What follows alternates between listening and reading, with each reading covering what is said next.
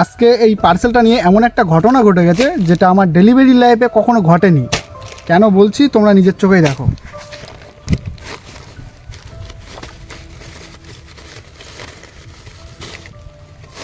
Customer order করেছিল দরজায় দেওয়ার জন্য একটা তোমাদের ভিডিওর উপরে আমি দিয়ে দিচ্ছি, আর তার বদলে পেয়েছে এটা।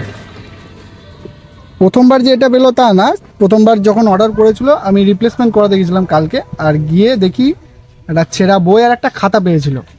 তো সেটা আমি যখন আমাদের অ্যাপসের মধ্যে ফেল পাসের অপশান থাকে, যখন সব কিছু ফেল করেছিলাম, ইমেজ ফেল করেছিলাম, ড্যামেজ ফেল করেছিলাম, তারপরেও সেটা উঠে গেছিলো। উঠে যাওয়ার পরে তাকে রিপ্লেসমেন্ট করে নতুন একটা পার্সেল দিয়েছিলাম, আর তার মধ্যে এই বস্তাটা ছিল।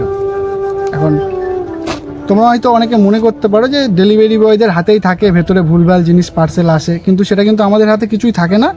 এটা আসলেই আমাদের ওয়্যার হাউস থেকে যেরকমভাবে প্যাকিং করে পাঠাই, আমরা সেইভাবে কাস্টমারের বাড়িতে গিয়ে ডেলিভারি করে দিয়ে আসি। তারপরে ভুলভাল জিনিস অনেক পার্সেলের মধ্যে চলে আসে, তো কাস্টমাররা অনেকে আমাদেরকে ভুলভাল বলে। তো সেই জন্য এই ভিডিওটা তোমাদের করা আর তোমাদেরকে দেখানো।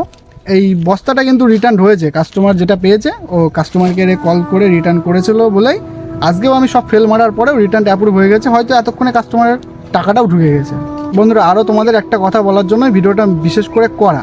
তো কোনো দিন যদি তোমাদের পার্সেল ভুলভাল আসে, ডেলিভারি বয়কে দোষারোপ না করে কাস্টমার কেয়ারে ফোন করবে, আর সেটা রিটার্ন করিয়ে দেবে, দেখবে টাকা ঠিক ফেরত পেয়ে যাবে।